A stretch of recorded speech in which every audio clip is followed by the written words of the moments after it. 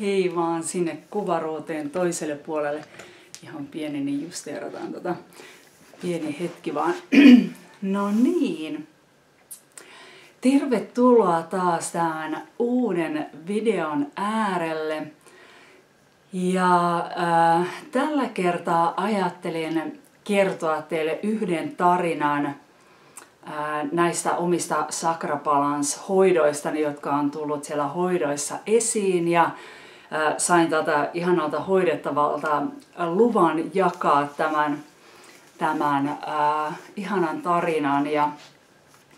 Ja tosiaan aivan tähän alkuun haluan sydämestäni antaa kiitoksen kaikille teille, jotka olette tulleet tänne luokseni hoitoihin, koska olemme päässeet yhdessä sisään uskomattomiin tarinoihin ja olen päässyt oppimaan itsekin näiden esiin tulleiden tarinoiden kautta paljon uusia asioita, joten sydämellinen kiitos teille kaikille, jotka olette tulleet luokseni ja jotka olette sallineet näiden kaikkien erilaisten tarinoiden esiin tulon. Mutta tämä erityinen tarina, jonka halusin nostaa esiin, liittyy tähän, ehkä vielä hieman tähän lokakuun energiaan ja siihen ihanaan korkeampaan sydänenergiaan, joka on nousemassa meissä esiin tulevien vuosien aikana ja jota kohden olemme kulkemassa itsemme kanssa koko ajan. Ja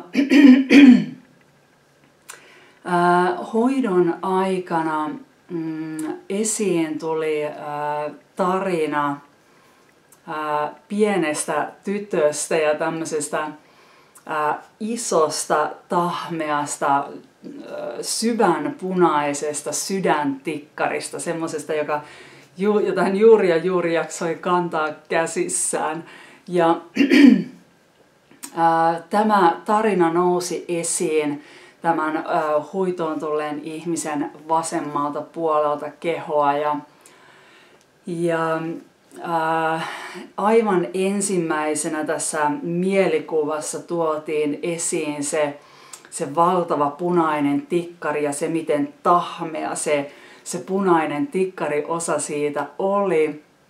Ja tämän jälkeen näytettiin tätä pientä tyttöä tämän tikkarin kanssa ja hän oli hieman imeskellyt tuota tikkaria ja sitä tahmeaa tikkarin punaista sokerimassaa oli ympäri hänen kasvojaan, mutta hän nauroi sydämellisesti ja hänen kasvonsa loisti, hänen koko olemuksensa loisti ja nauroimmekin yhdessä tuossa hoidon aikana, kun toin esiin tätä mielikuvaa, koska se oli niin suloinen ja niin rakkaudellinen mielikuva tämmöisestä ihanasta pienestä tytöstä, joka nautti tästä valtavaa isosta sydäntikkarista.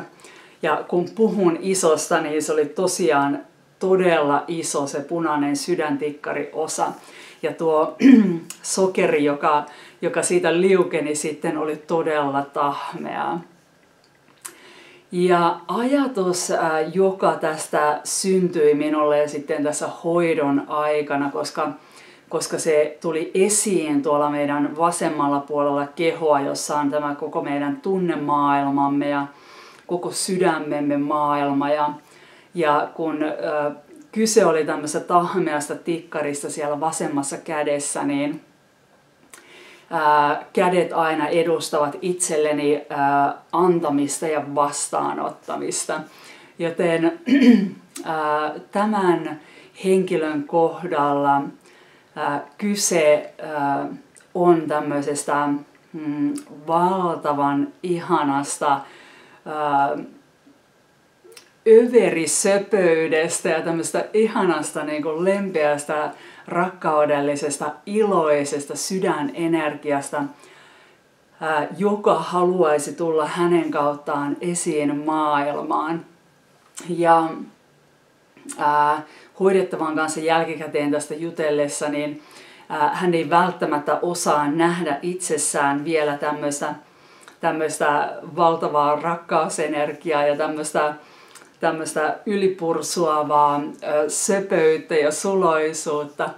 Mutta symbolisesti se, mitä tuo tahmea sydäntikkari esitti tuossa mielikuvassa, niin symbolisesti se edustaa sitä, mitä tapahtuu, kun se meidän oma sisäinen sydänenergiamme alkaa laajenemaan ja nämä laajemmat sydänsakramme tässä perussydänsakran ympärillä alkavat avautumaan. Ja se tietynlainen suloisuus ja rakkaudellisuus, joka nousee meistä esiin, tämä uusi energia, joka puskee meidän sisältä päin ulos, niin se voi tuntua muista ihmisistä, joiden ympäröimänä olemme olleet siihen mennessä, niin se voi tuntua näille muille ihmisille liian tahmealta ja liian erilaiselta. Ja joskus se voi saada jopa ympärillä olevat ihmiset miettimään, että mitä hänelle on tapahtunut. Hyvin usein, varsinkin jos ollaan niin kuin läheisissä suhteissa muiden ihmisten kanssa, ei tarvitse olla periaatteessa edes parisuhdetta, vaan ystävyyssuhteet, perhesuhteet, mitä tahansa, niin ensimmäinen reaktio siihen, kun tämmöinen ihana, rakkaudellinen, sädehtivä, uusi energia puskee meistä läpi, niin hyvin monesti ihmiset ajattelee, että no nyt on sattunut jotain tosi ihanaa, että onkohan hän ihastunut tai onko hän voittanut lotossa tai mitä tahansa, tämmöistä isompaa asiaa. Ja joskus tällainen, jos sille ei löydykään mitään isompaa syytä tälle ihanalle rakkaudellisen energian esiintulolle, niin jotkut ihmiset, joiden kanssa olet saattanut matkata jo pitemmänkin aikaa, niin voi olla, että he jopa kyseenalaistavat tuota omaa olemustasi ja he voivat jopa ajatella, että no sinä vaan teeskentelet ja sinä vaan ylläpidät jotain tietynlaista kuvaa muille ihmisille, että kyllä minä sinut tunnen, minä olen tuntenut sinut niin monta vuotta, niin minä tiedän, mitä siellä on tuolla sinun iloisuutesi alla.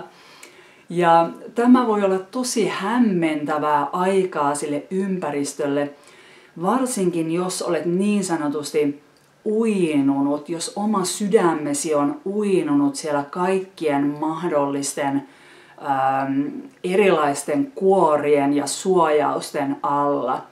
Ja nyt kun yhtäkkiä se sisäinen ihana rakkausenergia alkaakin kumpuamaan sieltä esiin, niin ihmiset välttämättä eivät osaa ajatella, että se olisi aitoa iloa, koska he ovat tottuneet näkemään sinut totisena ja puurtajana ja ehkä vähän hiljaisena tai mitä ikinä pahanmielisenä, huonotuulisena, mitä tahansa se on ollutkaan, mitä olet ollut tähän saakka, niin se saattaa olla sille ympäristölle todella suuri yllätys, että yhtäkkiä alatkin pehmenemään sieltä sisältä ulospäin, et välttämättä enää reagoi niin ärhäkästi eteesi tuotuihin asioihin, vaan saatat vaan sanoa lempeästi, että no se on vain elämää, kaikki asiat niin kuin tapahtuu niin kuin pitääkin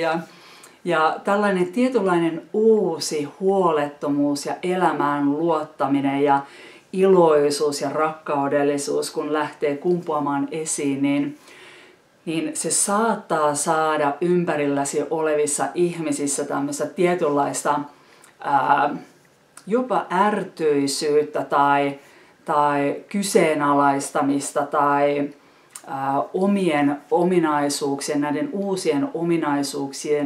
uusien ominaisuuksiesi väheksyntää. Tai he saattavat jopa yrittää saada sinut takaisin sinne omaan muottiisi, sinne joka ei ollut niin innostunut elämästä ja siihen muottiin, joka oli aina hieman huolestunut asioista ja sinne muottiin, joka aina piti kaikista huolta ja joka teki kaikkien puolesta aina kaikki asiat. Ja tavallaan nyt kun yhtäkkiä tämä ihana sydänenergia avautuu sinussa ja niin sanotusti se rakkaus itseäsi kohtaan on siellä sisälläsi kasvanut jo niin suureksi, että se alkaa ylivuotamaan myös ympäristöösi, niin tällaisia pieniä efektejä se voi saada sitten aikaan muissa ihmisissä ympärilläsi. Ja tämä ei koske ainoastaan ihmisiä ympärilläsi, vaan tämä tällaisen näin pehmeän ja tahmean ja rakkaudellisen, missä sinun tekisi mieli rutistaa kaikki omaan syliisi, niin tällaisen energian tunnistaminen itsessäsi saattaa myös tuntua sinulle oudolta, koska voi olla, että et ole koskaan elämässäsi aikaisemmin päässyt tai et ainakaan todella pitkään aikaan ole päässyt tuomaan esiin sitä omaa rakkaudellista olemustasi. Ja näin ollen saattaa olla, että sinä olet unohtanut sen, millaista oli olla aidosti sydämestään iloinen ja millaista oli aidosti ilman minkäänlaisia estoja halata jotain sinulle tärkeää ihmistä tai miten tuoda joku pieni lahja mukanasi jollekin ihanalle ystävällesi ja tavallaan yllättää tai tuoda sillä hyvällä sisäisellä olollasi todella paljon hyvää myös muille ihmisille. Ja tosiaan tämä voi olla semmoinen pieni muutosagentti sinne omaan ympäristöösi. Se saattaa havahduttaa näitä ihmisiä, jotka ovat olleet vuosia ympärilläsi. He voivat ehkä ajatella, että sinä teeskentelet tätä omaa hyvää oloasi, koska he ovat tunteneet sinut niin monen vuoden ajan jo huonotuulisena ja hiljaisena ja vetäytyvänä ihmisenä. Ja nyt yhtäkkiä, kun tämä valtava sydänenergia, tämä sydänsakrasi, joka alkaa laajenemaan olemuksessasi, kun se tuo esiin itsessäsi tällaista ihanaa uudenlaista hyvää oloa, niin se saa ihmisissä erilaisia reaktioita aikaan. Ja se saa myös sinussa itsessäsi reaktioita aikaan, koska tosiaan saattaa olla, että olet täysin unohtanut tämän puolen itsestäsi, joka on ollut sinun semmoinen luonnollinen ominaisuus silloin, kun sinä olet syntynyt tänne maan päälle.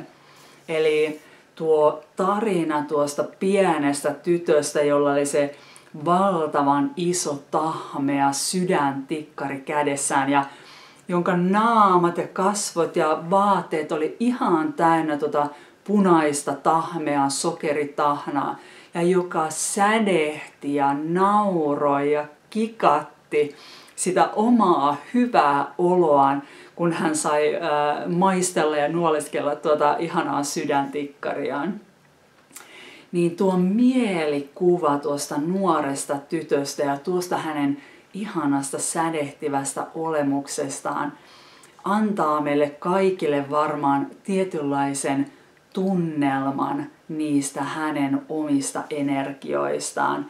Ja tällaisen ihanan aidosti sydämen pohjastaan nauraman lapsen äärellä, vaikka hän olisi miten sotkuinen, niin jopa meidän aikuisten on joskus vaikea olla totisia Ja usein tällainen hyvin aito ilo ja nauru, joka kumpuaa sieltä syvältä meidän sydämestä, niin se tarttuu myös muihin ihmisiin, koska se on vain yksinkertaisesti niin valtavaa sydänenergiaa. Ja sain tosiaan luvan jakaa tämän ihanan energian ja ihanan mielikuvan ja hoitotarinan esiin. Ja näitä tarinoja olisi vaikka miten monta. Tämä tarina oli yksi niistä 10 tarinasta, jotka tulivat esiin tuon hoidon aikana. Ja nämä esiin tulevat tarinat olisivat muutonkin kaikki, mitä olen päässyt nyt tekemään tämän lokakuun aikana, niin niissä on todella suuria viisauksia, aivan ihania asioita, mitä voisin tuoda esiin, mutta aikaisemmin minulle ei käynyt mielessä, että voisin tosiaan kysyä luvan, että saisinko jakaa jonkin yksittäisen tarinan näistä esiin.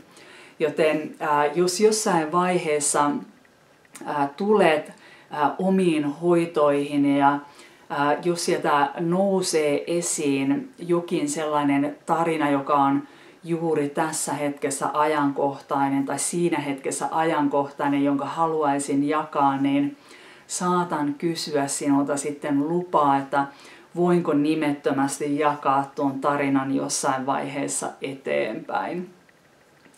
Ja tosiaan jokainen luokseni tullut henkilö, joka on tullut näihin hoitoihini mukaan, niin he ovat avanneet sydämensä todella avoimeksi.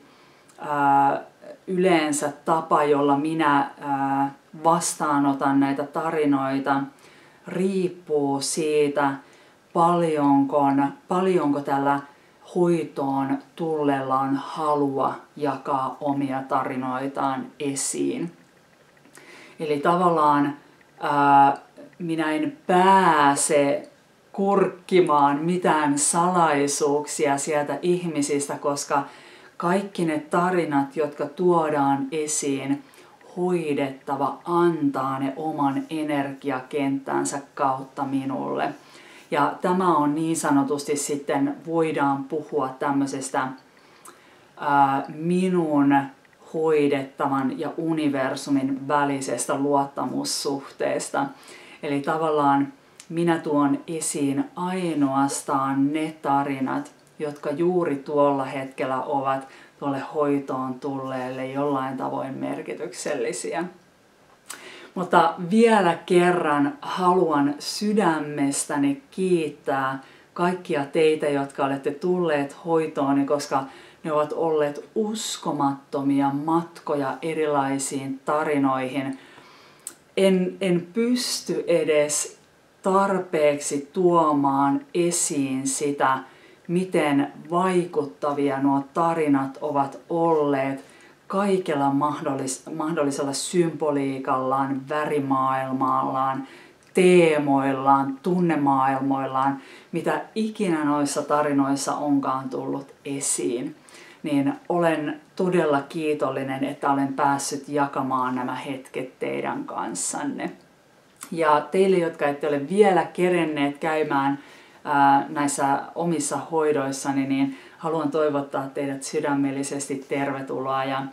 Ja mahdollisesti näitä tämmöisiä hoitotarinoita voi tulla sitten tulevaisuudessakin lisää esiin, jos vain nämä hoidettavat sitten päätyvät antamaan minulle luvan jakaa jonkin yksittäisen tarinan heidän hoidostaan.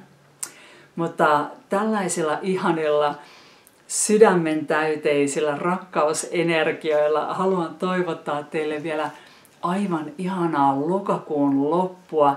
Kohta siirrymmekin jo tuonne marraskuun huikeisiin energioihin, jotka avaavat meille nyt elämäämme aivan uudenlaista tietoisuutta. Ja ehkä tämä lokakuun työskentely onkin ollut jo tämmöinen pieni alustusmatka heille, jotka ovat hoitoihini tulleet.